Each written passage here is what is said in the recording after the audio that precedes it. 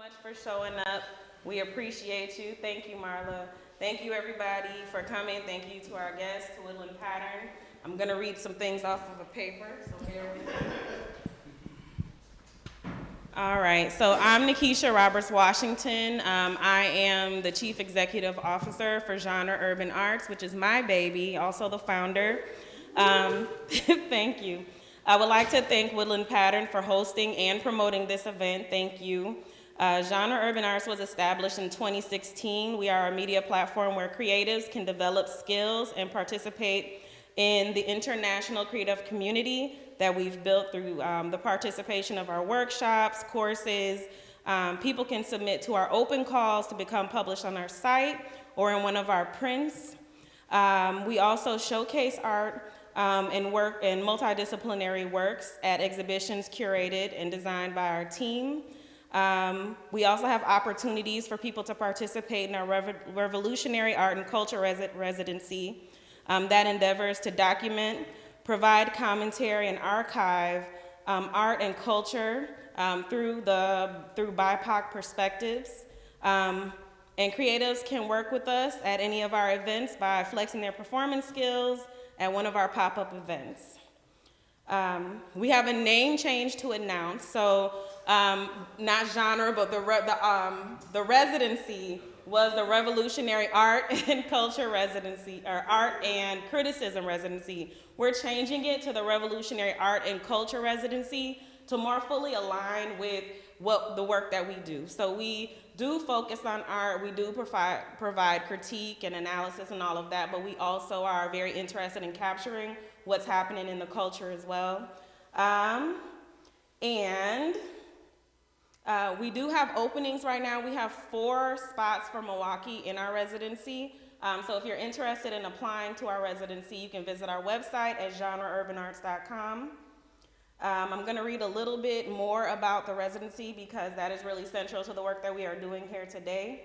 Genre's Revolutionary Art and Culture Residency endeavors to decolonize art spaces, center BIPOC criticism and analysis of art, deconstruct barriers on what is considered fine art, make art and culture criticism more accessible and relevant and digestible to the general public, develop and maintain a culture of belonging for BIPOC community members in art spaces and other community spaces, open up the behind-the-scenes world of art and culture by providing content focused on interviews with artists, curators, and creatives, and also to contribute to the field of art criticism and culture commentary via multimodal things that come through genre.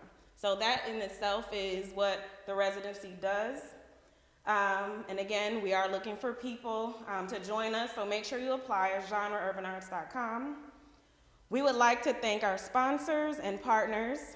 Our residency is sponsored by Critical Minded, Wisconsin Humanities, and the Milwaukee Art Museum.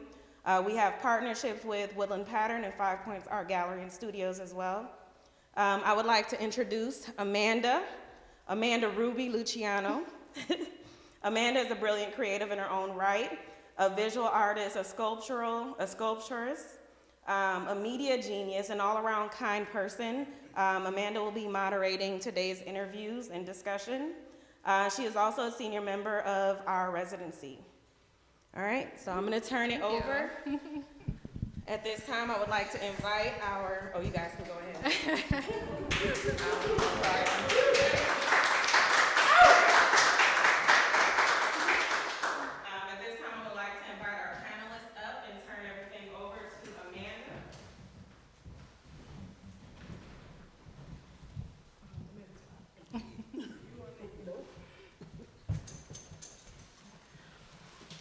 All right, thank you, Nikisha, for that introduction. I'm Amanda Rubi, and of Genre Urban Arts, Revolutionary Arts and Culture Residency here at Woodland Pattern Book Center. Thank you for joining us for conversations with Milwaukee creatives.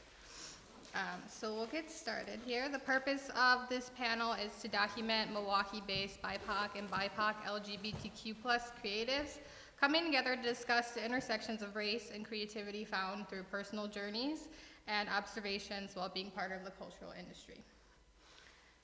So today we have here CK Ledesma, Symphony Swan, and Radaya, Ellis. Radaya, I'm so sorry.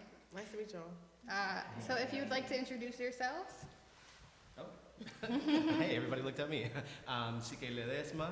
My pronouns are they, them, and I am an undisciplinary visual maker. Originally from San Juan, Puerto Rico. Have been producing work in Milwaukee for the last 16 years. And thank you for having me. Radaya, Ellis, Hershey, born and raised in Milwaukee. Shout out to that shit. That's right. In terms of what I be doing, what's my art form? Aside from writing, I make jewelry. And I guess that's all. I'm passing it. Hi everybody, I'm Symphony. I use she, her pronouns, and I am a mama, storyteller, and interdisciplinary artist. Awesome. How long have each of you been in Milwaukee, or have you found your way here? Born and raised, North Side. Trey 5 and Locust. Oh, okay. I'm Trey 7 off Kilbourne. Milwaukee, Wisconsin. I've been here all 29 years. No, I did travel, but we ain't gonna count that, yeah. Right on. Yeah, 16 winters for me, all straight through. Yes, that's what we're counting them on. But I do have roots in Milwaukee. As a kid, I lived in the South Side in Clark Square. I studied first, second, and third grade in River West at La Escuela Fratney. So I would travel from like South Side up to North Side spaces, first and third grade. Then I went back to Puerto Rico, and then I came back, and then I went back, and then I came back. So I do consider myself definitely from both spaces, and always trying to connect both landscapes in the work that I'm doing. Perfect, thank you. What does it mean to you all to be a creative in Milwaukee?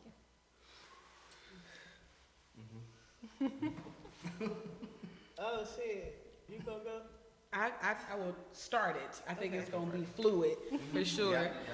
To be a creative in Milwaukee, more recently, I believe that to me it means to be revolutionary. I think that a lot of the problems that we have in this city are solved with creativity, which is sometimes necessary for survival. And so I like to think that I have been either in proximity to or actually engaging with creativity my entire life. Okay. Okay. I like that. I'm gonna say what she said. I'm gonna add to that and say how it is to be a creative in Milwaukee is to sometimes be overlooked and then overused and then underpaid and underappreciated, but necessary and valuable and worthwhile and mandatory. That's a good one. So myself as a creative, I very much so fit in but don't fit in, and recognizing like there is a such thing like fitting in, like, oh, I can tell you're an artist or da da da. I try not to aspire to that, but also I do, right? So it's like making sure creators have a responsibility to themselves to stay true to themselves, and then make sure they're telling the truth when they do their art shit, right? So that's the key. Yeah, that's great. Yeah. Honesty, right? Yeah. Like I think that's a part of like my practice too, and like especially in Milwaukee. And as somebody who goes back and forth from different places, like honesty, like it's so easy to lose yourself when you are a creative that is like highly sensitive and empathic and thinking about what are other people doing, what is the city doing, what is the city feeling, right? Right. It's easy to sort of be a little bit off balance, and especially when you're traveling back and forth. Right. But being a creative in Milwaukee for me has been a lot of times sort of like you have to do your own shit, right? Because right at the intersections of my identity too, right? Being queer, being black, being from the Caribbean, being Puerto Rican, like sadly there has been like the first of many, right? Like so for some reason you're like in a space and you're like, oh, I'm the only one. So you have to build these things, right? So you are the first, but not the last one. And two, like you just have to create your own your own table many times. Okay. Definitely. Sure too, shit. How has your community or multiple communities nurtured you, and how do you support other artists? Okay, so I always have a problem with community because it's like poorly defined and you self-defined it, and then you like find people who have a shared definition like, oh, okay, we're in a community now. But all that to say, like, all is my community, right? And recognizing Milwaukee segregated as a bitch, dare I say racist, right? And then it's like, okay, so what that mean to me as a black person, as a woman, as a all these other things, and I try to make sure I don't mean shit. simply put. So I try to make sure if I don't feel welcome, just know I'm coming back, right? And recognizing I don't want to like be shunned out of a space, feel like I don't fit into a space, and then what do it mean for a space to fit to me? You know what I'm saying? And recognizing I have power to shift energy, shift spaces, you know what I'm saying? Change a frown to a smile, if you will. So that's the thing. That's how I like show up in community, making sure like I don't feel separated, although it's segregated, right? So that's the thing. And like he said, being the only one in the room, I look forward to those spaces, because please believe me, when I come back, I'm bringing my niggas. I am bringing a posse of people with me. Like, we finna bust this whole open. And I like that, you know what I'm saying? And recognizing, like, art's supposed to be shared, creatives connect. So, yeah. So how do I connect by way of that community? I put on for the city. Like, I love this. I love Milwaukee. I love people who choose to have Milwaukee be their home, who leave and come back, who recognize that it's the shit. So I put on for Milwaukee by doing that. Word of mouth is the best thing, and I do that well. I show up. I know that's the second best thing, and recognizing like just being present is a present, you know what I'm saying? And then if I can't talk my shit about how great Milwaukee is, if I can't show up to see how great Milwaukee is, then I'm gonna share it on social media, or I'm gonna give them some money, or, you know, something like that. But yeah, I just recognize like who I am is important, what Milwaukee does is important, and I try to make sure I hear about it, see about it, do about it, and make sure other people know about it too. So. Awesome. Would anyone else like to add? Can you repeat the question? Of course. How has your community or multiple communities nurtured you, and how do you work to support other artists? I'm gonna answer that second part about how I support artists. I think I have always, in some way, and I don't know if it's just who I am, but I've always tried to leverage the resources that I get access to help somebody else. Okay. So I'm working on my affirmations. I'm like a hood philanthropist. I like to spend other people's money and create opportunities for my people. Okay. And so in any position I'm in, I'm doing that. And to me, that's important work. Now, I would love to be able to have access to funds, to be able to build and do my own, but I don't have that. And so I like to create spaces so that we can feel safe, supported, loved, with the resources that I have. Awesome. Yeah. I think this is part of like the nurturing of community, that from like small things and big things, right? I think there's such a different spectrum of how my community nurtures me, and like the different communities that I find myself in. But I think my favorite is to just connect, right? To assist other makers who are part of my community and connect them to spaces or places or resources, right? And it can be something as simple as sending a Instagram post to another person that you're like, oh my gosh, you came to mind when I read this. And a lot of times I have hesitation of doing that. It's something so simple, but you're like, will they apply? Will they not apply? Right. Would it be weird if they would they feel weird if I send this to them, or grateful, or like no, like maybe I'm below that, or maybe I'm above that, or like all these questions, right? So it's something as simple as just being like, yo, this opportunity's out there. Here it is, thought of you, right? So that's something that's really small that goes a long way for me that I like to do, and I'm sure that a lot of us here also do. And then something as big as curating a space that is specifically, or creating a show that's specific to a community.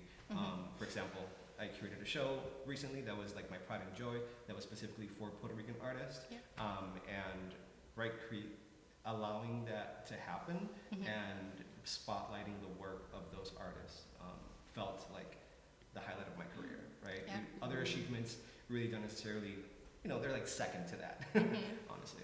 Awesome.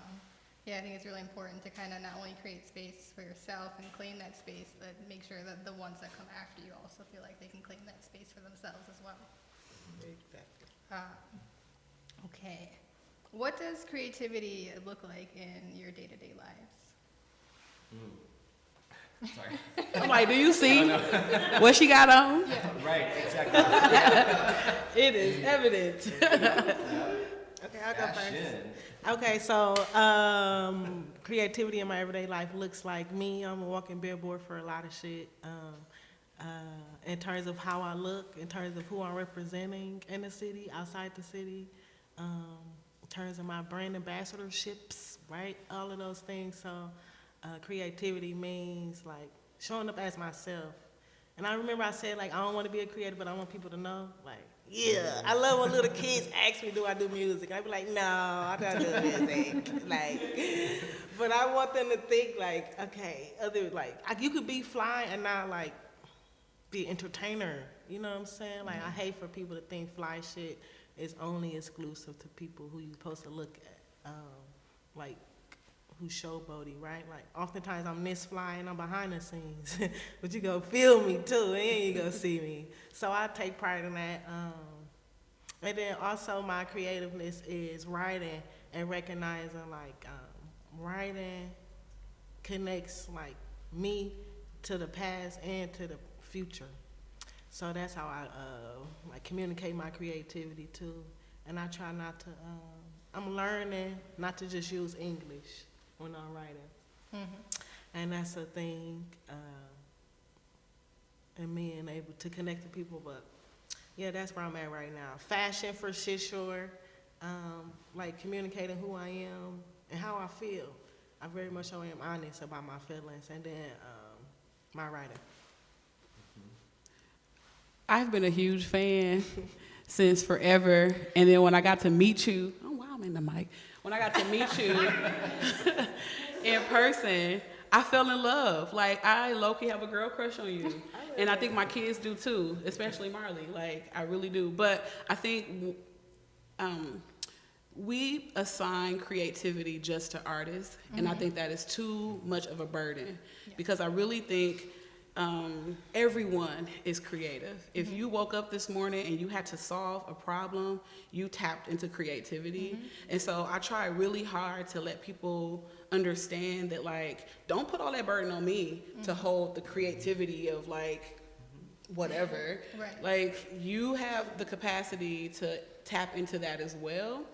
And so that's one answer. But I also think that, like, it shows up for me when I, how do I say it? Like, I'm trying to get here where, like, I can just be myself. Like, I'm still unlearning and unpacking a bunch of stuff.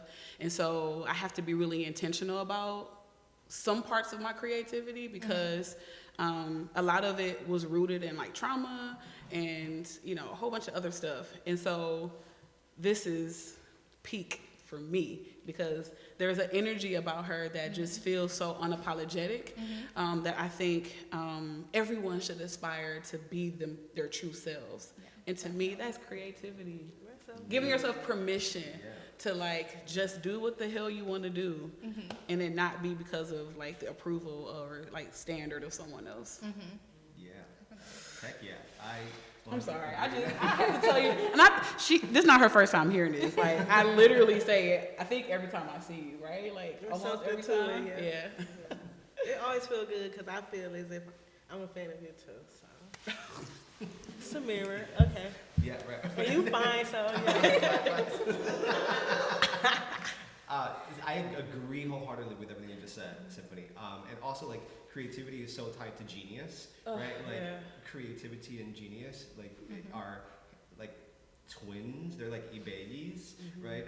Where it's like being a creative is already being tapped into some sort of genius. And if you did something this morning or today, you are tapped into that genius, into that creativity. So when you asked the question, I was like, just walking, right? Like, that was creative for me today, right? Because maybe I didn't feel like walking, but then I like woke up and I said I have to like get out of bed and walk and do the things and breathe and have a kid and go to work, and also like my notes on my iPhone. That's my favorite place to just like brain dump, right?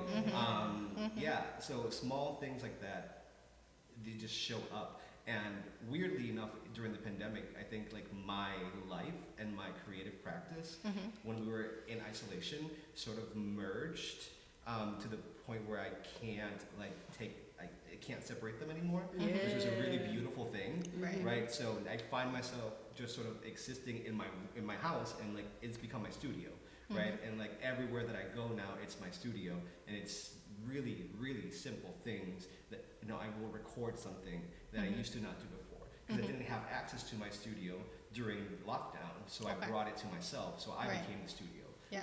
In a very, it really bizarre way. That was manic, that was frantic, right? Because I was like in that space and it was erratic. But now it's just a part of my day to day. Awesome. Definitely. Thank you That for sounds sharing. fun though. Yeah, it was fun. A good time. Yeah. Spontaneous. Cool. I'd like to shift a little bit and talk about the intersectionalities of your identity and how they impact your work and your creativity. So how does being BIPOC or your particular gender identities or any other identity that's important to you impact your art or your creativity?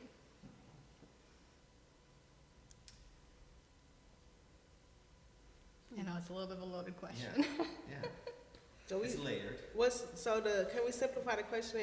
Am my simplification correct? Like, how is my identity and my intersectional identity influencing my art? Okay, yeah.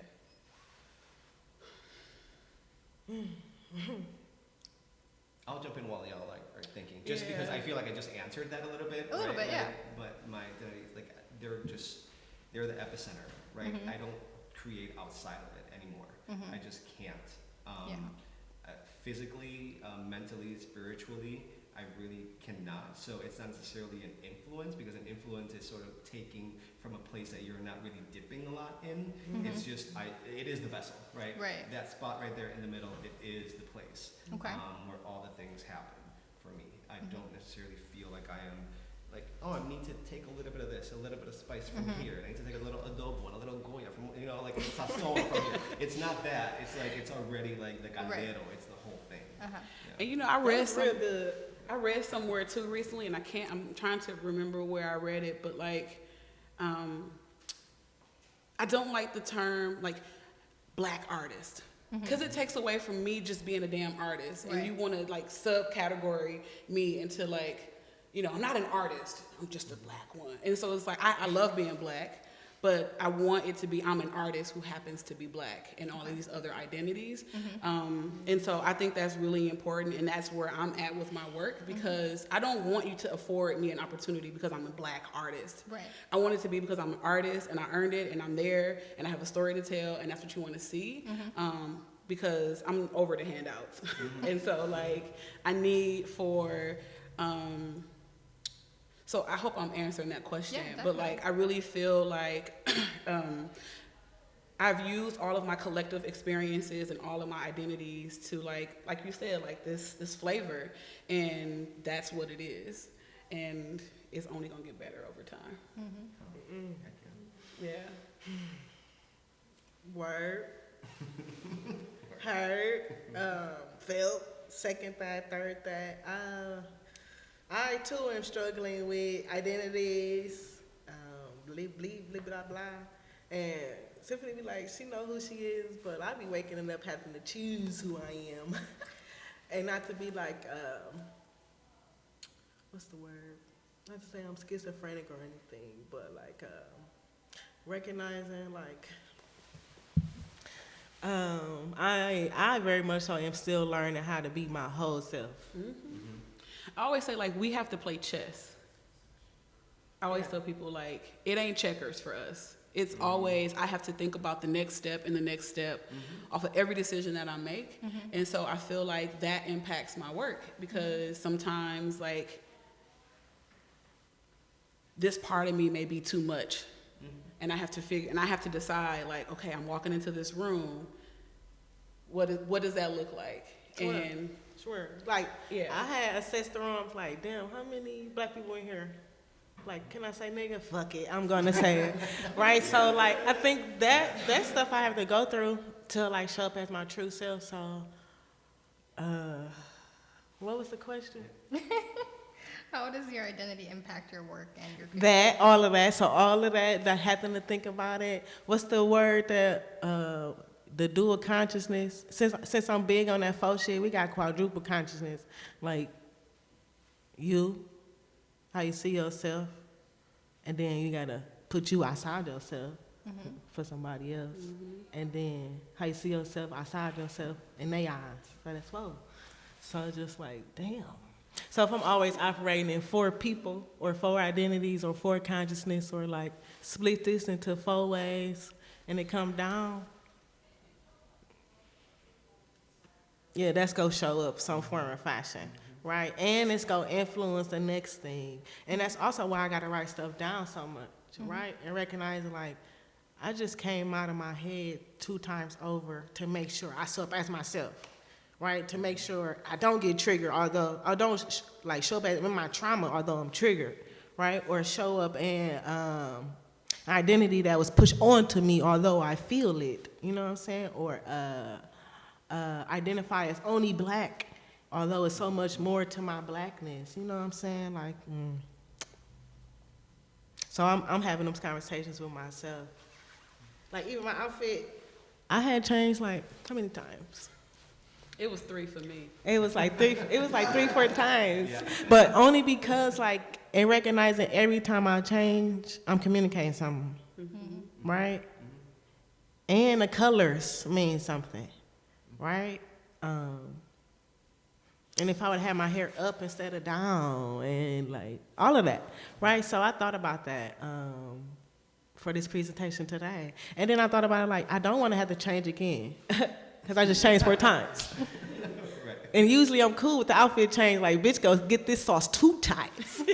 You know what I'm saying? But today I didn't feel like, and I don't want to, like, go home and recognize, like, home shifts my energy, then shifts my creativity, right? So it's like, okay, I'm going to stay in this, and I want something I can stay in all day. In case I do go out, in case I just want to sleep on my grandma's couch, like, whatever. So, yeah, all of that come into, like, me and how I show up in my creative body and recognizing like I'm gonna always be creative. Like you don't turn it off. Like I'm thinking, like she said, I'm creative, right? Like I woke up and said I'm walking today. I just exhibited my creativity in terms of my choice. So I feel that for sure, 100% sure, and that's important. Yeah, go ahead. I was just thinking too. Nikisha started off by saying that like part of her work and your work is creating spaces of belonging, right? That is so important because we don't own institutions where it can already be the norm. So inside of like the chaos of these institutions that exist, we have to carve our corner to say, okay, in this area right here, y'all belong, like, you know. And so part of my identity means I have to not only be an artist, creative, maker, whatever, but I have to also be a disruptor so that I can exist in the damn space. And so that labor is exhausting. Yes. So exhausting.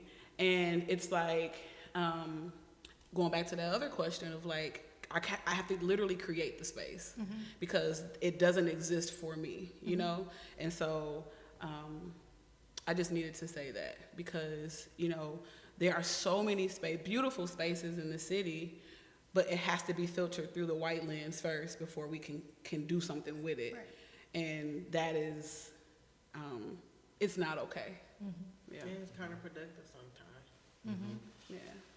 I just had another question. As y'all were all talking, like, what would our work look like if we didn't have all those sort of compartmentalized, sort of like, you know, I have to double think 3 times, 4 times, 5 times, how to show up, how do I not, what do I hide, what do I put out? Like, what would our work look like if we were able to reimagine and re-envision it, right, in anywhere? One, my blood pressure would be lower, and my health would probably be better. Yeah. Because I can just relax. I'm always tense. I'm like, check your jaw, it's tight, like relax your shoulders, because I'm always tense, because I'm existing in spaces that I know don't want me there, and you know, really. Yeah. And so I dream about that question almost weekly. It's like, what would it look like if I didn't have barriers to like just make art? And it would be powerful. I think that we could solve a lot of the problems. More powerful. Sorry. More powerful. Yeah. But we would have more space to solve the problems, I think, you know, because our voice is central. It's not filtered. More smiles, you know? I just dream about that all the time. For me, my functions, the things I put on for the city, the community events, I think everything almost always will be loud. And recognizing so first off, I don't think I ever had to say this is an all black thing for what I do. Like, how I communicate something or how I exhibit is either communicate or people get the fucking picture. Like, this is not for you, or everybody pull up, you know what I'm saying? So I try not to say that, but like, in terms of like having a space where I was to cultivate an event, it would be loud as shit, first off. And then it's simultaneously in that space, whether it's the same building, the same people, or the same intention, having it be loud as shit and quiet as shit. And nobody be worried about like what's going on. Cause it's the instance of like when blackness or black people, period, when they get together, it's like something is going on and other people want to see what's what, right?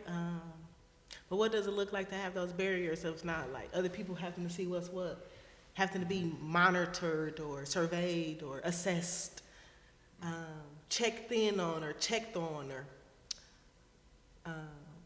you weren't worried about the noise, you know what I'm saying?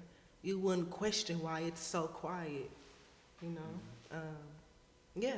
And whole time we'd just be laughing. It's so loud. Like, you just try to see the joke. Or we sleep in this motherfucker. We done found the safe space to sleep together. You know what I'm saying? So that's what it looks like. Not worrying about what I got going on. Right? And recognizing, like, sometimes when I push a flyer out, I change my algorithm so it don't reach certain people.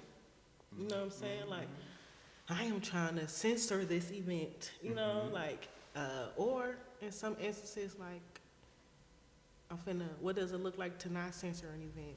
You know what I'm saying? Like, what do it look like to not worry about it getting shut down or, quote unquote, the wrong people show up? Or, ooh, so an event like that, I wouldn't have to worry about it. I just know, like, y'all came because y'all wanted to come. You know what I'm saying? I ain't worried about what you looking like because I'm going off the fields for sure, vibes. You know what I'm saying? What about you, CK? Yeah. I don't know, I'm thinking about frequencies. Like, it feels like everything that, for me too, like the frequency would be different, right? And it's not a vibe, right? Like, a vibe is one thing, a frequency is another thing. Like, I would just exist differently. And for me, it'd be loud for sure. Really loud. Yes, it would be loud. Again, honest, right? I'm always trying to get to that place of honesty. This is the core, this is the purest form of it, and that's where it is. And it's still like an unknown frequency for me, that I feel like I have tapped into it several times, but it's not always there. Thank you for sharing. And thank you for your question. Yeah, felt it a couple times. Like, it's cracky. Yeah. Can you describe what it means to create or choose creativity in a world that tends to other artistic folk in lieu of the need to have like a quote-unquote serious career field. I hate that, yeah. Read it one more time, please. What does it mean for you to create or choose creativity in a world that tends to other artistic folk instead of them doing like a more serious field, right? So you saying instead of like, why you want to be a painter instead of a doctor type of thing? Exactly. Yeah, go for it. Go for it. You were I compelled. got a You were stat for compelled. this. Yeah. You know, I feel like we are pressured to be something other than artists because I really feel like artists are so necessary. Yes. And so by design, it's let's push them over here. Let's not fund it. Let's just whatever, because we don't want people to question what's happening. We don't Right. want people to dream of something better. And so I think to even do it is revolutionary because it's designed for us not to. Exactly. And so I don't encourage my kids to do anything other than what makes them happy. So if they want to be a doctor, great. If they want to, my daughter wants to be a rapper, and she will tell you when you ask her, what do you want to do when you grow up? I want to be a rapper. Well, damn it, we're going to figure out how to make that dream come true. And so I try not to stifle any point of creativity because that's where the magic happens. That's where the cures are. That's where all the problems being solved happen. And so I hope I answered that. Definitely. Thank you. Hell yeah. All right, so boom. Most people, I don't know, depending on how people know me, they don't even believe me when I say I got a regular people job. But I call that regular people and recognizing like the artists, the creatives are the cool people. Hey, Daddy. Hey, cousin Stevie. So right now I'm in a spot or in a space of recognizing my creative abilities affords me to do my Come on, other say people's that. job. You know Say what I'm that saying? My regular again. people job, right? And recognizing like one, like I wouldn't have even been here if I did the regular people job stuff. First off, right? Two, like I connect stories, I connect information because I listen to music, or because I'm writing something or drawing something, or I can see a color in a word. You know what I'm saying? Like, so it's kind of like backwards to like disassociate the thing, because it's like stifling your mind to think like creativity is only for art when like Right. the doctor should be creative.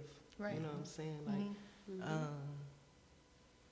yeah, I know. So boom, I have one of my favorite dentists was my favorite dentist because he was able to like draw people's teeth, and he drew people inside their teeth. Like, oh, this is something that I remember about you, and it was like a caricature, but like him adding that extra like picture to his note made him recognize or like be able to tell if somebody gonna have a cavity if they was flossing, like, cause the picture changed, like, oh, you still got this thing I drew last time in your tooth, like, I drew it again, it's been changed, like, so just like stuff like that, like that's limiting, so that's something. So I've come to the understanding that my artistry, my creativity is why I am smart, right? It's where I gain my intellect, right? How I view myself as a researcher, as a scientist, as an Afrofuturistic evaluator, right? Like, And to be able to show up like that in professional spaces. yeah, you can't cut it off. Yeah, you can't cut. Well, I used to. I refuse to now. Yeah, there you go. Yeah. I don't think I have. And I remember asking for, like, deliberately asking for experiences, internships, jobs that allow me to be myself. And almost always did I have to be outside to do that. Like, rarely was I in an enclosed space, the office. where I couldn't show up as myself. So it's speaking to something like, it's too big for the institution, you know what I'm saying? Like, or, no, we're gonna keep it like that. I'm too big. Yeah, I agree with every damn thing. Yeah, it's like those sort of like survival jobs, because we have to survive in capitalism, right? Survival jobs Right. pushed me to be even more creative and outside of the box in my thinking. And now in 2023, United States of America, that is so under attack. The idea of thinking differently, the idea of existing differently, Right. the idea of being different, and when I say different, right, the default is, we know what the default is in the United States of America 2023, right? Yep. That is even more relevant now to be the opposite of that, right? Be creative, be radical, think the opposite way, right? Because that's what fascism does, right? It takes creativity first. It takes the arts first, right? Yeah. That idea of wanting to grow and have and think for yourself and think critically. So I think we need to, like, even more than ever, say, fuck it. We're going to be super extremely creative in anywhere we go. Yep. Yeah, you are the studio, as you said before, so you gotta bring that wherever you go, right? Let's see. How do you find ways to make your art and creativity support you financially? You've kind of touched on that a little bit. Or how do you take your creativity and become a participant in the creative industry? So you asked me how I get paid off this? Yes, essentially. Okay, I'm simplifying these questions so I can understand and No then problem. communicate what my understanding is. Okay,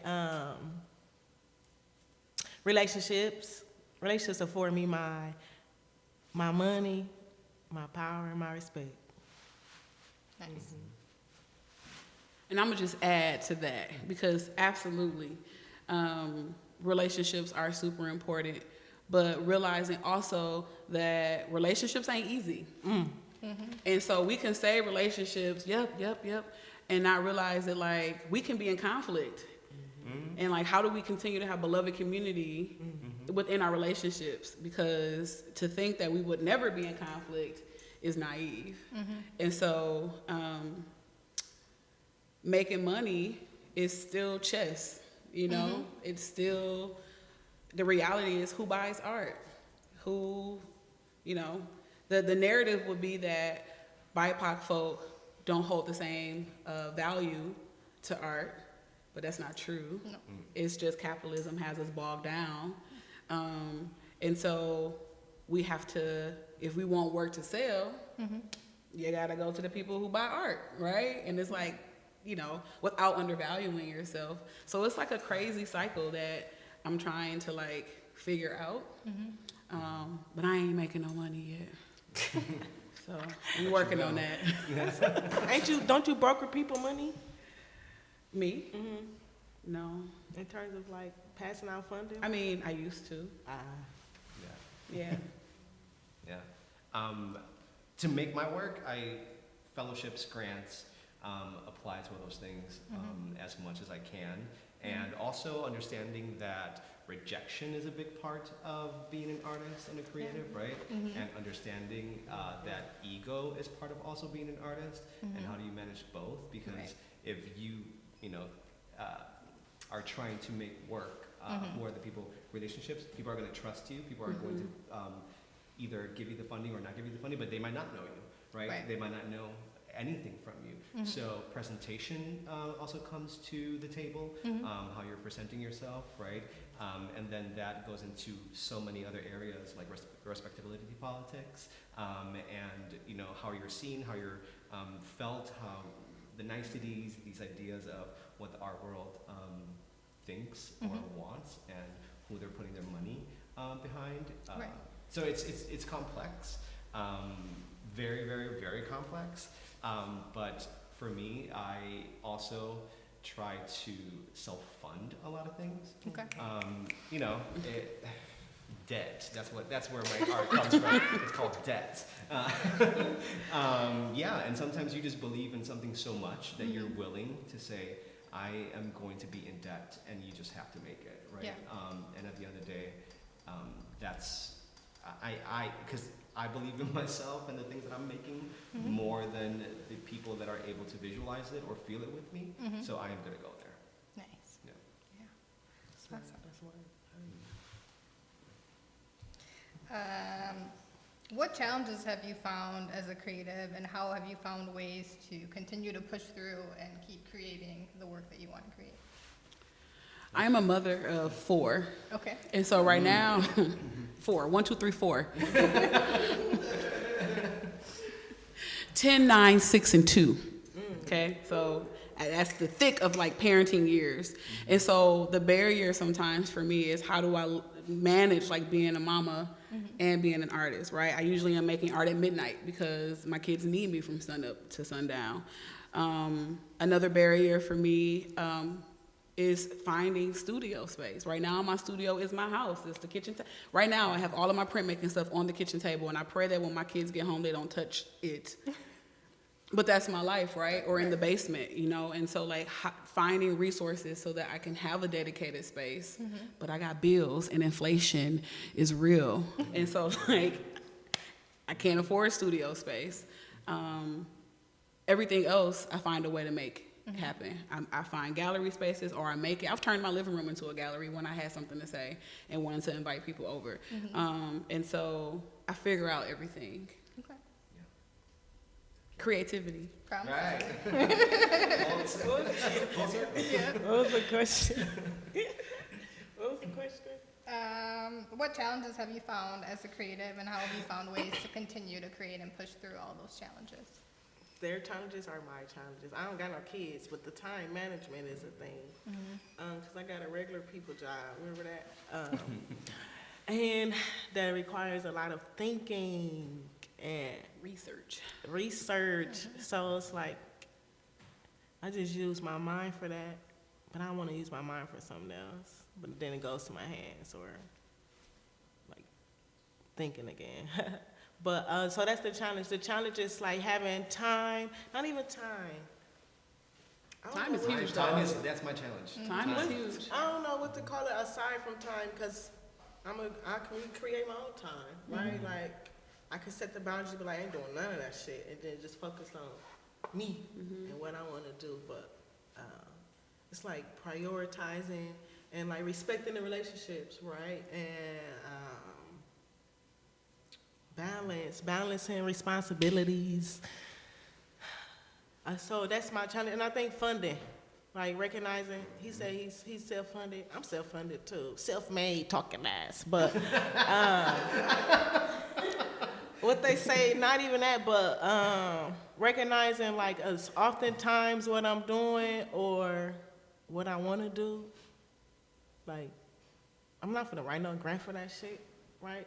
We're finna Crowdsource or fundraise. Nah, it No? ain't for the crowdsource. I'm for the hits one of my people up. See who will either want to connect with me, who got something they want to get off in conjunction with mine, who believe in me, finna send a nice text message, like I'm finna barter some services in kind or something, like, that's what I'm doing, right? And recognize I am funding this myself, or I'm getting very little help. So that's where I'm at. And then knowing, like, it is almost imperative on what I'm gonna do, right? Like, I'm keeping the hype down on my shit. You see what I'm saying? Like, I don't do no promotion, and I sell out every time, right? I don't do no marketing aside from what the fuck I'm gonna put on. And so recognizing that, like, it is contingent on me, and I'm signing up if I want to play the capitalist game or not every time. Like, I've given away stuff that I know I should have charged an arm and a leg for, just based on what it was made with. You know what I'm saying? But I'm like, they ain't gonna come back. They ain't gonna spend no more money if I charge them the arm and the leg out the gate, right? So I gotta build that rapport, build that relationship with even my customers, or clients, or potential whoever, right? So I've been thinking about that. Like, I got a set price. I'm gonna always have something $40. Always $40 holler.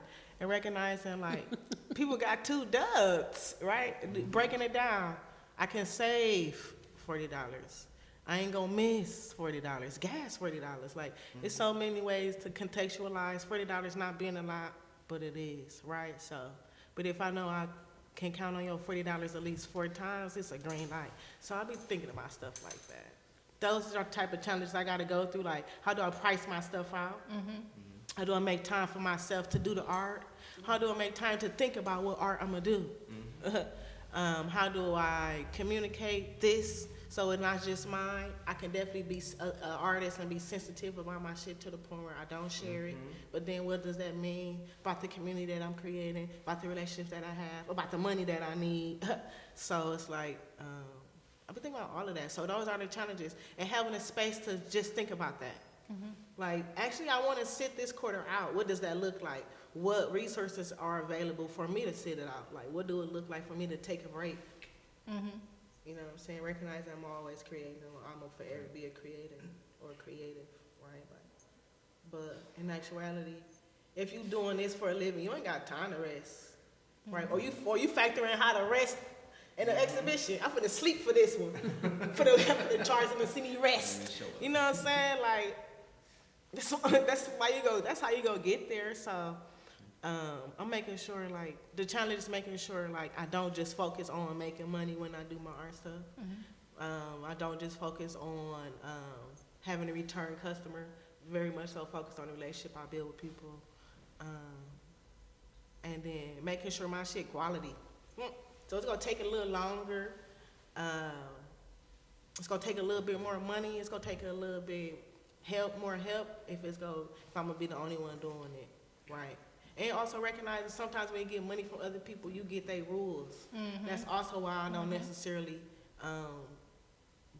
go for the route of grants or whatever that, because it's like, I don't know, they want to use me without being useful.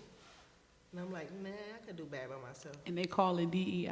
I'm sorry. I could do bad by myself. Or it's going to take longer, but at least it's more intentional, or at least you know for sure it's real. You know what I'm saying? Or having to persuade you or convince you otherwise, given this space that I'm showing up in for a limited time. Art is not a commodity. It's not a commodity, right? So that's the thing. Being able to commercialize or like make it something that you always want to buy is a challenge. So I'll try to make sure when you put my chain on or you want to buy a chain, like you wanted to buy it. Like, oh my God, I always wanted this. Oh my God, the energy I want something for that to always be the case. So I want that with all my products or all my events, all my shindigs, whatever I'm gonna do. I want people to feel it, like want to come back, enjoy it.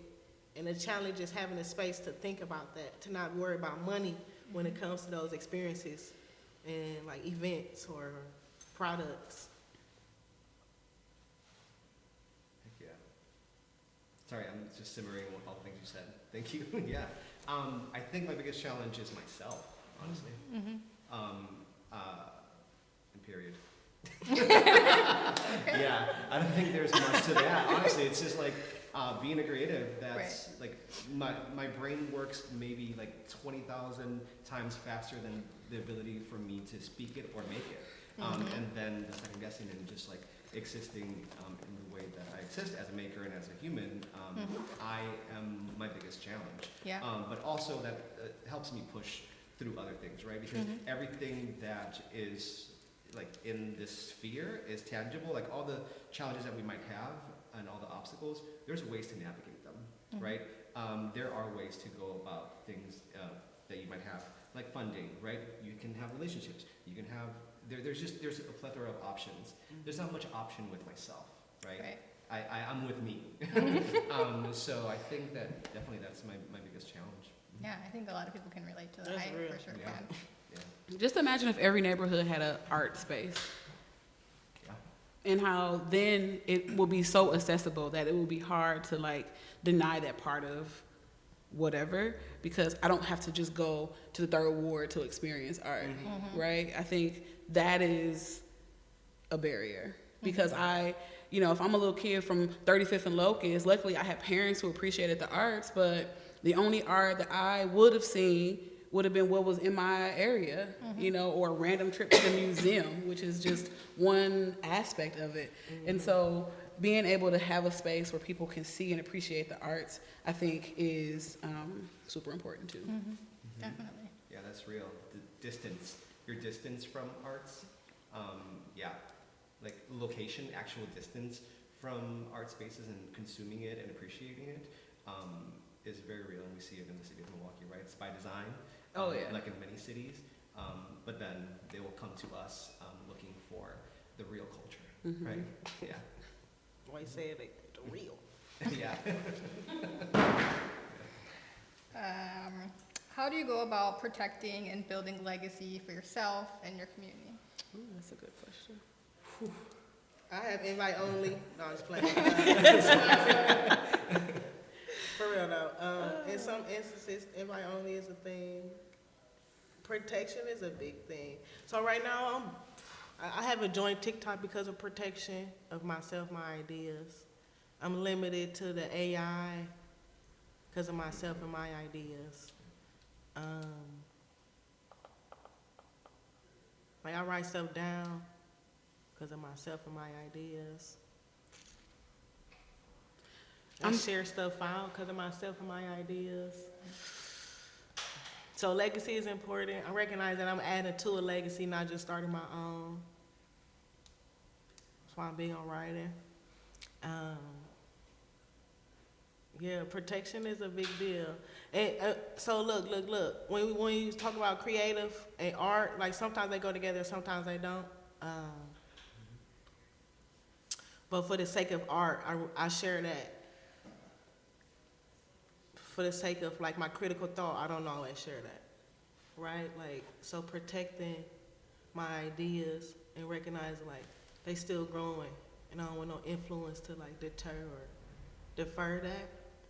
But then when it comes to the art, they'd be like, that's already fruition, I already thought about that. I can already make it happen. Here it's for y'all, right? So like distinguishing that and like making sure those times are prioritized. How protecting it, preserving the legacy, yeah. I strongly believe that like what's for me is for me. And whatever I create was meant to be. And so if someone decides to like steal it or take it, it will never have the Symphony sauce. And so I am not too worried about that. But I will say that like we're sitting in a bookstore. And for generations, legacy has been passed down through books. If you put it on paper, it is real. You know, like my ancestors were denied the ability to read because that's where the answers were for them. And so my work most recently has been building an archive, primarily with my family's photos and stories, because that's the legacy. And I think that like every family has a historian, you know, that one auntie that know everybody's business and know all the history. Historian. The family historian, right? Yeah. And so I think when I lost my two parents, I realized that like we didn't have a historian. Like no one was capturing these stories, this history, the tea, and no one was documenting it. And so as I was going through like old photo albums, books, I realized that there were photos that like there was no one living who could tell me what happened in this picture. And it was like, what do you do with that, right? Like if I don't do something, the legacy of my family will be gone. And so my art has been unearthing the memories and the stories and documenting it so that that legacy can be in a bookshelf 40 years from now for someone to be like, oh, wow, the Swans, like they, you know, did this. And so that is how I am building that legacy, is by documenting and being able to take control of the narrative and tell my own story. Yeah, love that. Yeah. I like how you framed the auntie with all the tea as a historian. That's great. Thank you. Yeah. Very it's accurate. So true. It's very, I don't know if I've ever been concerned about protection and legacy in my art, honestly. Okay. I never have been. It just sort of is, and it happens, and it's there. But my art is so deeply rooted in location and like Puerto Rico and my family that I have been very protective of that legacy and even deeper of generational wealth, right? Has been really big because I never grew up with owning homes, right? We never lived in a place that we owned.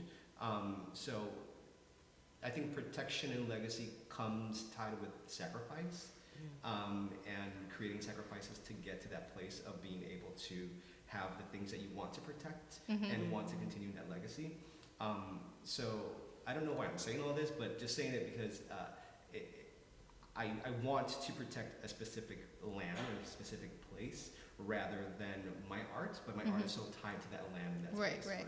So it kind of is tied to it. But when you talk about belonging, though, like the land is so much, it's so much a part of that, right? Yeah, absolutely. And I think, like, you know, my father was an artist. I don't think he would have ever called himself that because he grew up in an era where, you know, it was you need to go to work and provide.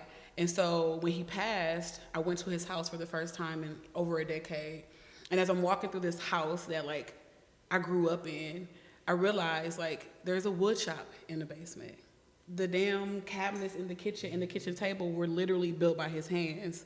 You travel more in the house and you go in the attic and there's vinyl from, like, his music, you know, taste and photography equipment. And so I'm protecting that. Like, I want to be able to say, like, this is a place that, you know, it deserves protection. And I think with all of the resources I have access to, that is how I'm going to build and keep and maintain legacy. That's great. And create my own gallery. Yes. You keep saying that's happening. It's happening. The more you say it, the more it'll come back to you. Let's So speak it into existence. yes. What is some advice that you have for other humans looking to work in creative fields? Although creative fields are everywhere in most jobs, right? Advice? Give yourself permission to just be. And give yourself permission to change. I'll leave it there. Advice?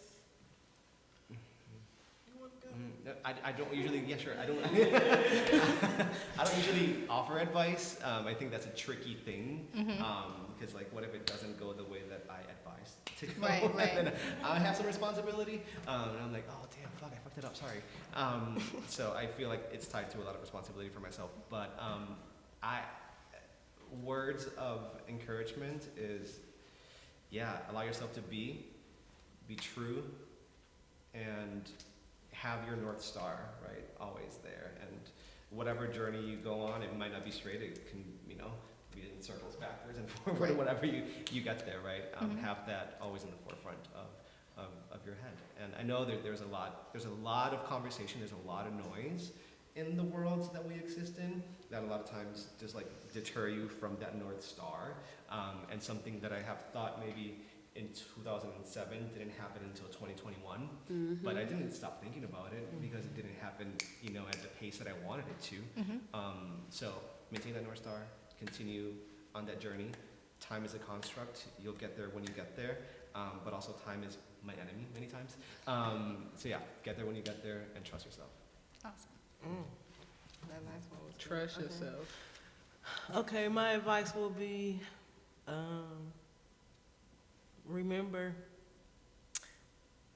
skill beat talent 10 to none. So make sure your skills support your talent and not your talent support your skill. So that's where I'm at. Build your skills. Your talent will always be there.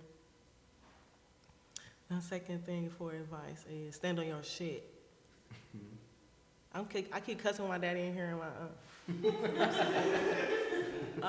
but I mean that, and I'll be cussing for emphasis. So I ain't gonna be just cussing just cuss, but cuss for emphasis, and you stand on your shit so you don't get deterred, and you stand on your shit when you need motivation and somebody done told you no, and because that's how you be like, oh, I finally finished, because you stood on it. Stood on that deadline. Oh, yay. Or, like, you stood on completion, or you stood on that thought, or you stood on that ride that was a jam-packed one, right? So that's the second thing, and then my advice would be like reflect. So with the unlearning, with the learning again, with the trusting yourself, with the moving through life with quadruple consciousness, right? Like, you got to reflect on all of that and like see what you're gonna take for yourself, see what you're gonna put back, see what you're gonna make into art, see what's gonna creatively like cultivate something in your mind. So, Thank you. Any other points you'd like to share?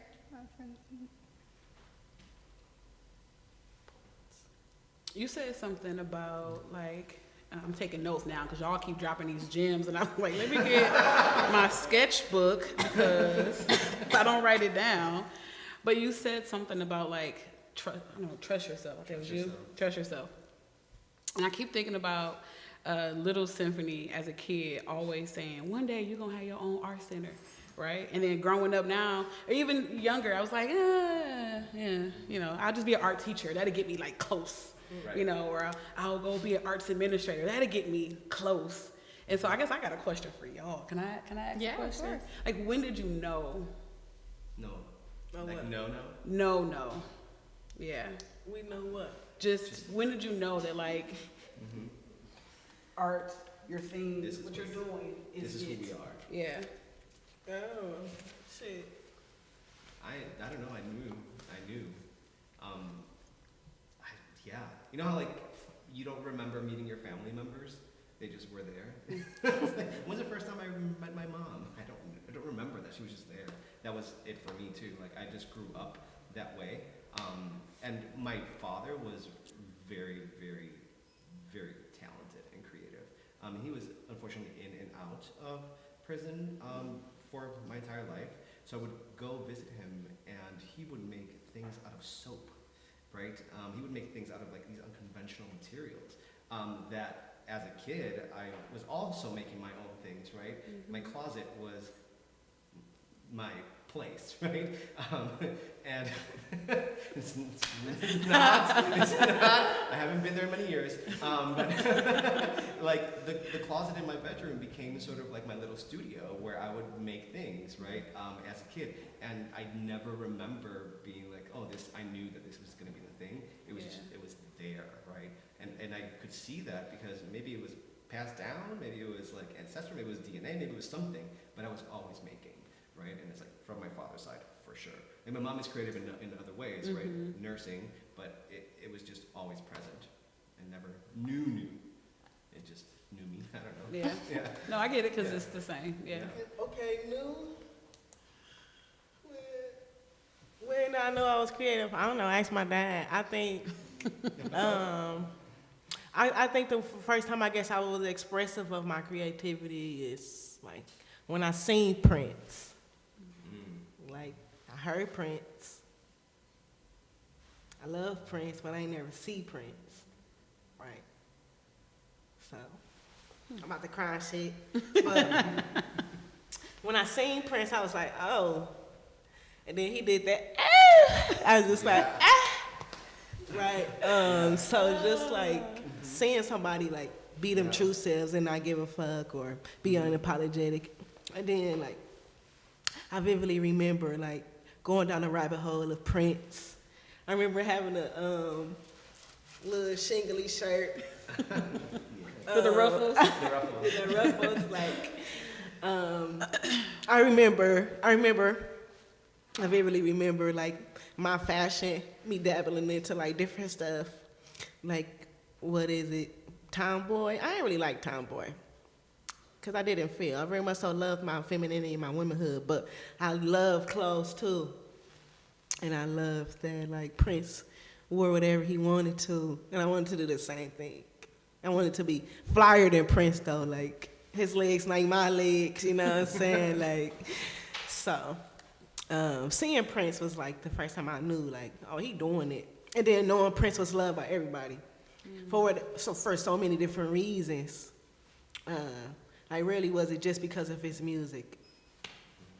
So, Yeah, Prince. First time I seen Prince. First time I seen Purple Rain. First time, like, I remember we would go, we call it thrifting now.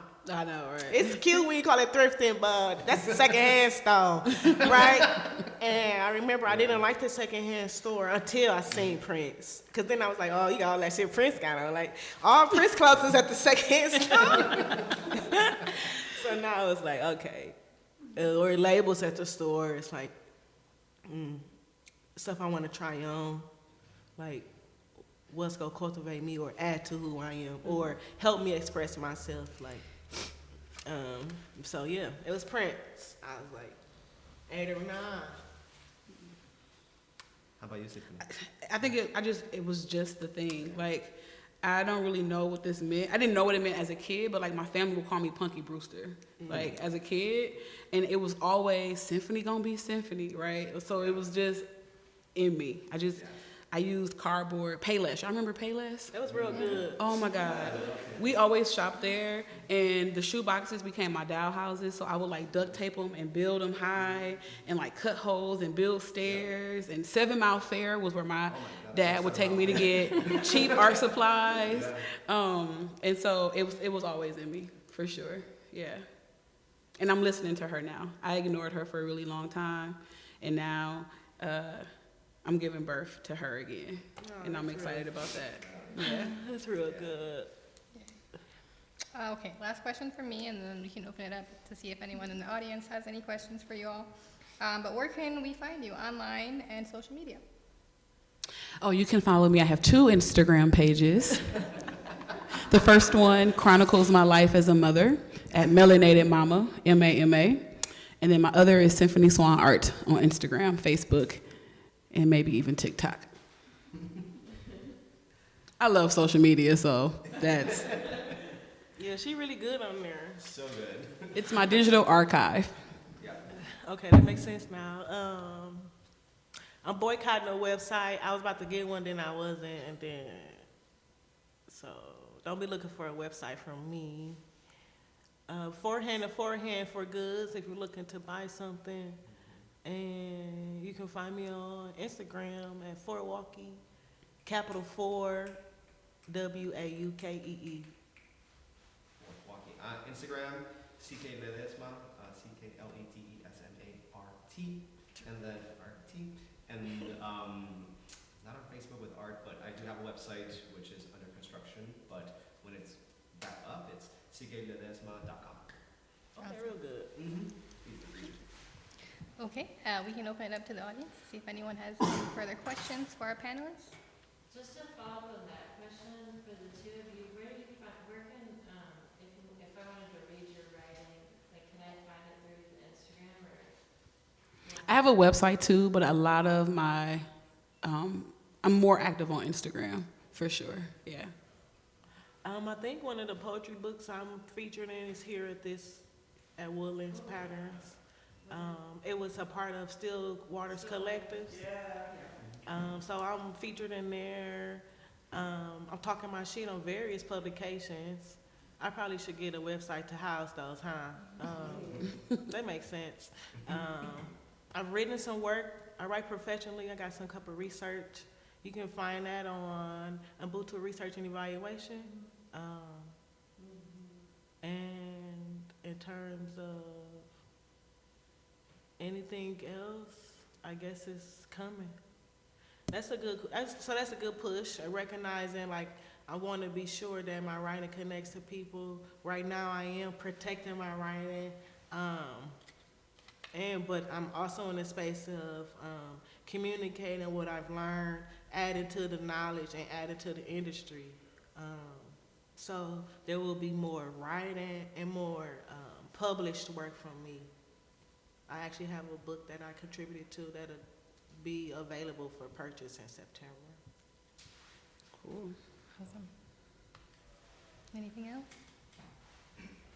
Yes. For you guys that often or regularly sell your works, have you ever, this is two-part, I think. Have you ever been in a position where you tell yourself, I have to sell a piece soon? And if you have,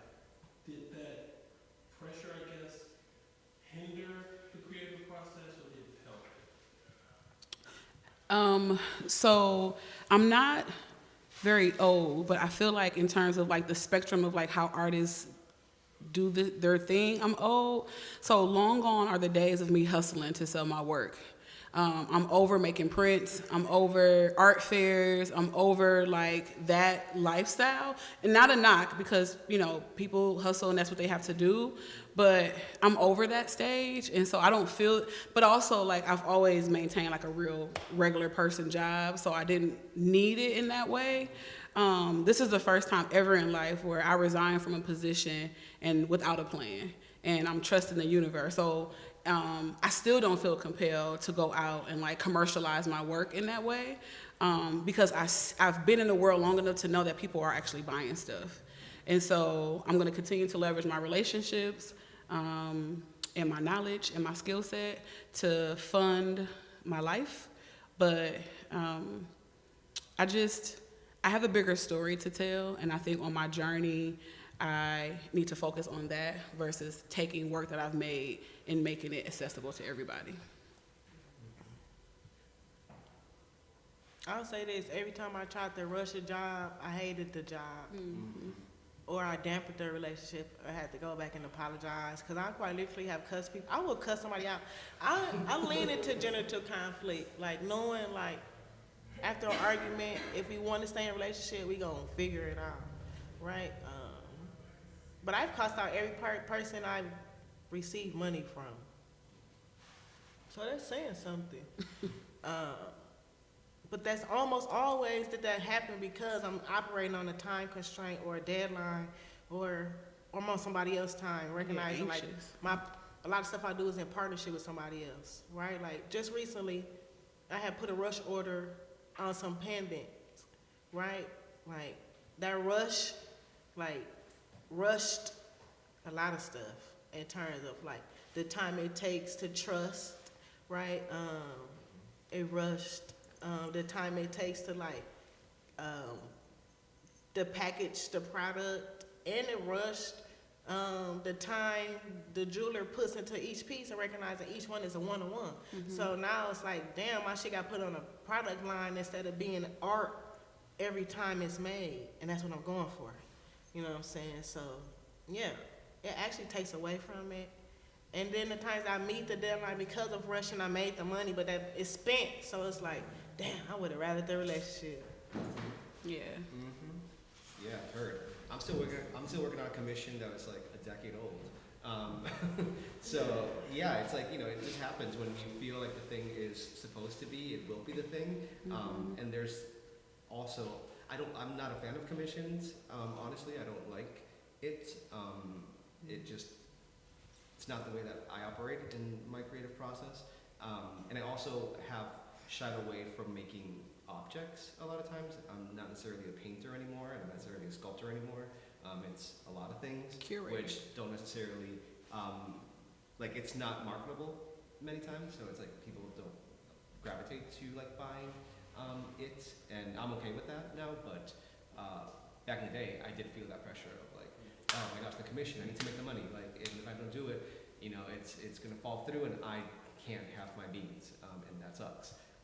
But, you know, with how my process has evolved, I've also evolved, and where my money and where the capital comes in. And I'll even say that like my process too, but it has, I'm a curator. Like I like to curate spaces and I use my art as a vehicle to do that. And so I have my own practice, but I engage with people. And I think that's really the power of art because I become like this problem solver of like, for me, it's family, legacy, grief.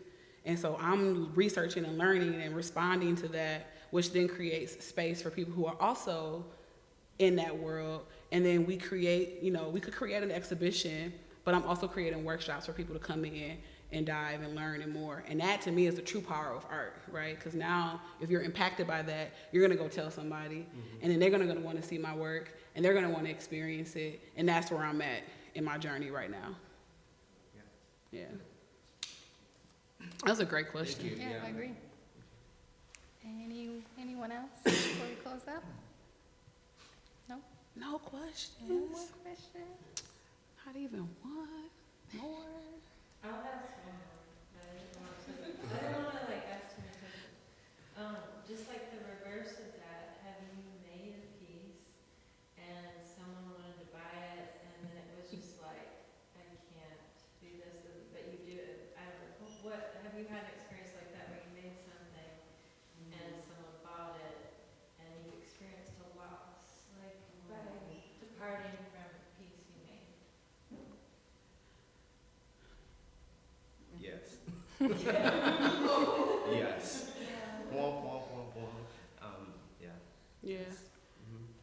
It's interesting though, because the way I look at my work, by the time it makes it to the world to see, I've already processed it. I make my most work when I'm struggling with something, and I need that to like help sort out my thoughts. And so by the time it makes it to that and it's hung up on the wall somewhere, I'm on to something else. Yeah, it's released, and so the attachment to it is not the same. But yes, I have sold work where I was like, absolutely, or have not sold work because I like can't let go of it. But the older I get, the more it just becomes a release, and it's for somebody else after it's up. Yeah. Yeah. And like for me, it wasn't necessarily like I didn't grieve that piece, but you know when you make something and you're like, this is just for me, Mm-hmm. like nobody needs to see it, or you're like nobody's gonna actually want to have this, and I like convinced myself that nobody was gonna have it; it was gonna be mine. Mm-hmm. And then I was like, oh no, there it goes. I was like, oh, okay. And then I sat with it and was like, griefed it a little bit, maybe just a little bit. And then about like 5 years later, like I ran into the person and went to their home and the piece was still there. Isn't I was that like, wild? It was so wild. I was like, oh wow, I had forgotten you, but I understand why I loved you so much, and also like I'm so happy that you still have it. Yeah. Just because time and trends and things go by, Mhm. and it was a massive piece too. It was like, oh, okay, there it is, and you're clearly enjoying it the way that it was meant to be, even though I was being selfish with it at that time. I want to share a quick story. I remember when I was a Marn artist. If y'all know what Marn is. And I did this 4 foot by 4 foot giant piece. And it was on like a masonite board, and I had no idea or could afford a frame that was 4 feet, like a custom frame that was 4 feet by 4 feet, like no. And I remember going to my dad and was like, Dad, could you like make me a frame? I got this big show, like, could you help a sister out? And he built this frame for me, and we went 12 years or so without talking to each other. And when he came home to my house on hospice, that piece was hanging up. It's always been a staple in my house ever since it came back from Mar. And to see him see the piece, like, wow, you still got it. I thought for sure you were gonna get rid of that, was like, I'm glad I kept that piece. Because he got to see like his work still being, honored in a way. So, yeah.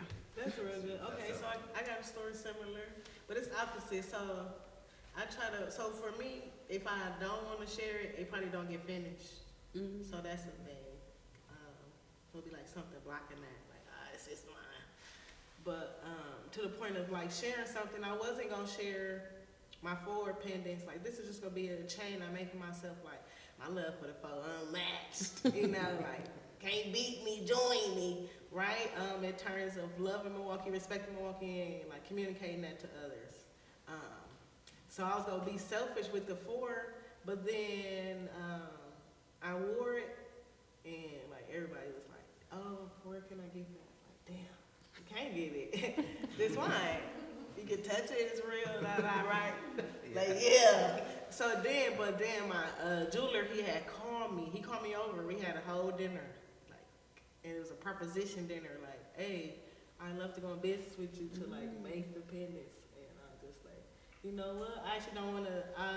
I felt as if like me throwing up the 4 was only gonna be for me, right? But the mission I'm trying to create, like, it would have been stifled, right? If I just kept it with myself. And so then I did bust them down. We only did 4 each month. Like, nah, exclusive process, you know what I'm saying? Especially because I was putting all the money into my own, like, no, I ain't got it. And it's precious metal, like, and we bust down a gold one, you know, during the Rona. It was amazing. And just like knowing that's like, okay, so like reaching those like milestones, if you will, made it real. It's like, okay, it's not just an exclusive product. I want everybody who's anybody to have one of these now in terms of understanding what Milwaukee means. However you come to for and your understanding of it and the pendant, like that's the point, right? And I definitely was gonna have that just be for me. Like I get the point. I get it. Y'all late. But now it's like everybody get it. And now I want people to pass their chains down or their pendants down, like Legacy. yeah, it's already happened. Like somebody already bought one for their kids. Like, no, I want to keep my own. They got their own. You know what I'm saying? Like recognizing like there's something to take pride in. So yeah, I almost kept that to myself. Yeah. Cool. Thank you. Yeah, thank you for the audience questions. Oh, there's one more. Oh, I'm sorry. Yeah, I'm sorry. Each of you, there's like such an urgency to create, and I'm thinking about also barriers that you talked about to creation, like regular jobs and kids, just being BIPOC creatives, you know. But at what point, was there a point at which you heeded over to the urgency and you said, I'm putting my foot down, I'm going to do this work, that you actually had to break down some of those barriers in a way that you didn't perhaps expect that you would need to and that you did? I'm not sure if I'm wording that properly. No, I think I understand what you're saying, and I think it goes back to that first question of like community. I think oftentimes when I talk about me, I have like, I think my neurodiverseness allows me to see the light in people, and so because I can see the light in people, I'm almost immediately compelled to figure out like how to put you in a position so other people can see your light. So that's just what I love to do. That brings me so much joy. But oftentimes I forget that I'm a light, you know? And so people have to remind me and hold that mirror up and say, but sis, like, you the light too, you know? But imposter syndrome is real. And so I think that urgency came from me saying my dreams out loud in spaces and people hearing it and then holding me accountable. And so it goes to like, but didn't you say you was gonna open up a gallery? What's up? Well, didn't you say you were gonna have an exhibition? Where to work at? You know, and so it was 8 years of that, you know, of like, when you gonna make some more work? You know, and I'm like, it's coming. It's, you know, and because I firmly believe everything that is for me, I'm starting to see little sprouts of things that I talked about 10 years ago. So that's the urgency for me now, is because I'm starting to like see that little green leaf sprout from the dirt. And so that's enough for me to keep watering. Yeah. For me, I think the urgency came when I felt tokenized, or like the only one. I hate that. Like, I do not want to feel like the prize good black girl. One, because rarely is it a prize, and they always like minimize, like I'm the great black girl. Fuck, you know what I'm saying? Like, what we talking about? But so yeah, I think that's where like the urgency came. It's like, how do I communicate that I am not the only one? The agony, right? Why is it always feeling like I'm the only one, right? Like that's the urgency. Like I'm tired of feeling like this. I don't want to be alone in these spaces. I shouldn't be alone in these spaces. I'm actually mediocre if I'm bringing my friends into these spaces. Like it don't have to be me. Why is it? Like, so yeah, recognizing like, when I seen that, like, oh, it don't have to be a bad thing. Now I'm a mediator, right? First I went from being the token to a mediator. It's a shift in perspective and a shift in power. Because now I'm in this space, I'm finna raw dog it. Come on, friends. Bring your pals, you know? So yeah, that's where I'm at, the urgency of not being by myself. I think that's where it was. Like recognizing, oh yeah, I'm the shit, but it's like, I really came to this space because of my friends and them. right? Like, what do it look like to have my friends in them in this space with me? Lift as you climb. Yeah, and also like and knowing like, oh, I got the know-how, expertise, and some money to create a space. What that look like? I'm gonna build it with their money. Yeah. Because I spent a lot of my own money already. I want them to build it. That's And then be real. like, I don't got nothing else to do with it. I trust you enough. Here you go. Yeah. And see you later. That's what I want. See me manifesting? Don't it? That's real. I'm learning. I'm getting. I don't want there. you to catch it. I'm I want getting somebody there. else to catch it. Yeah. I'm getting there.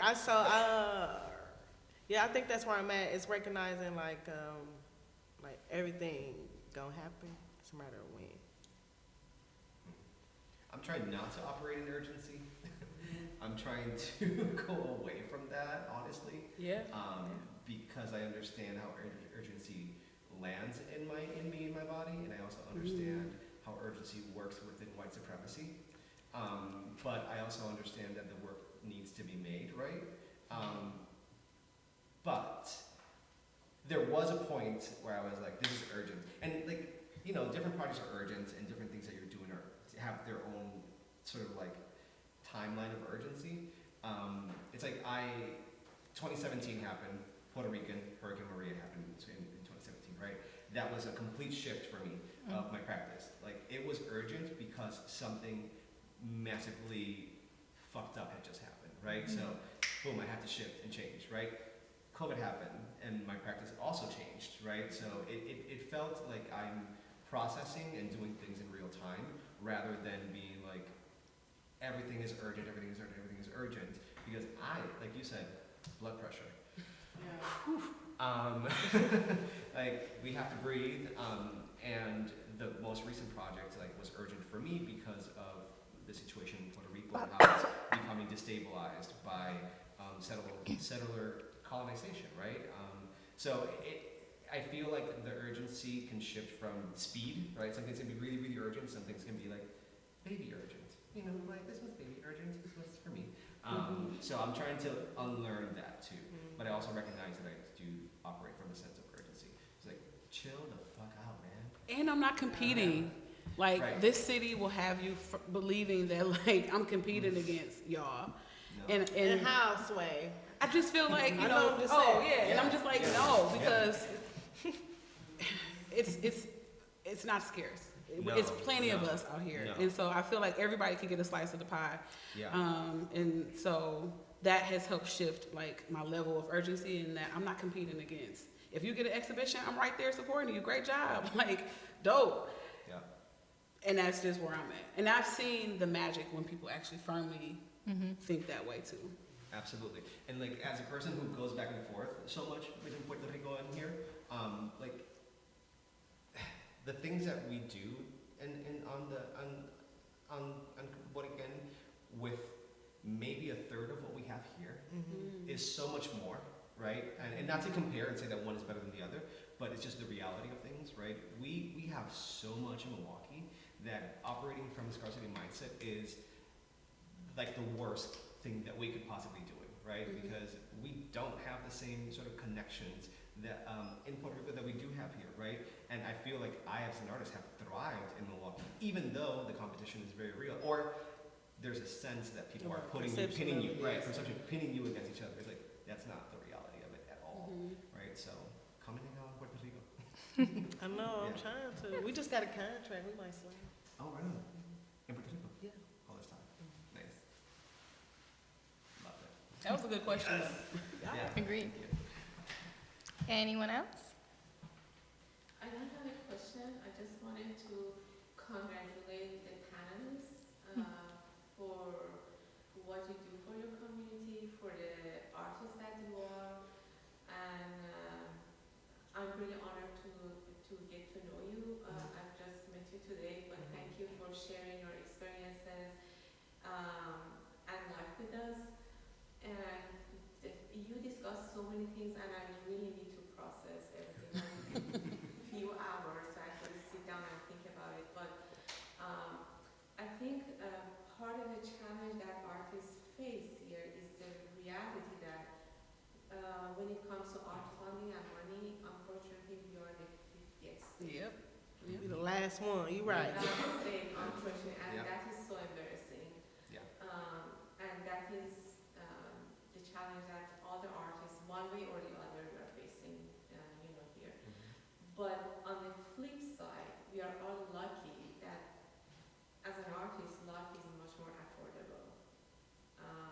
There might be opportunities in larger cities or other states, but finding a studio space, commuting, is way expensive.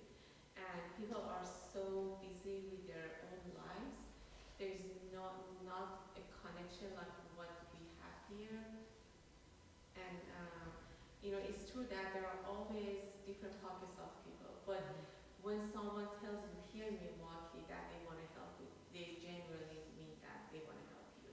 So, or maybe I was the lucky one that I came across really wonderful people.